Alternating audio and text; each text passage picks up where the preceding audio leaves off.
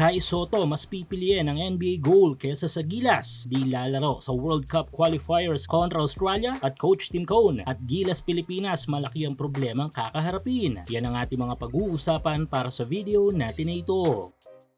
So mahigit isang buwan na nga lang ay magaganap na ang susunod na window ng FIBA World Cup Asian Qualifiers, kung saan ay muli nating makakasagupa ang top 2 team sa Asia. Pero sa pagkakataong ito ay doble ang hirap ng Gilas sa dalawang games na kanilang sasabakan. Dahil aside sa mas pinalakas ang bawat lineup ng Australia at New Zealand, ay gaganapin ang dalawang mga laban sa kanilang home court. Yes, kung home court nga natin mismo ay nadali tayo kung sa kanila paggaganapin ang laban, hindi ba? Pero tila bago maging main problem yan kay Coach Tim Cone at sa coaching staff ng Gilas, ay may inside problems muna nakakaharapin sina Coach Tim sa ating mismong lineup dahil may mga key players tayo na bali-balitang hindi makakalaro sa window na ito. Well, unahin na natin ang may kukonsider nating top key player ng Gilas na pantapat sana sa mga bigs ng Australia. Ito nga ay walang iba kundi si Kai Sotto. Nga pala, congrats kay Kai. So ayun, sa article ng Spin.ph mula sa panulat ni Sir Homer Saison ay hindi nga raw makakalaro si Kai this FIBA window. At dahil nga daw ito sa kanyang NBA dream, yes, dadalo daw si Kai Ju sa NBA Summer League kung saan ay muling susubok na makakuha ng mga NBA teams offers ang ating pambato. Bad news nga ito para sa Gilas since 101%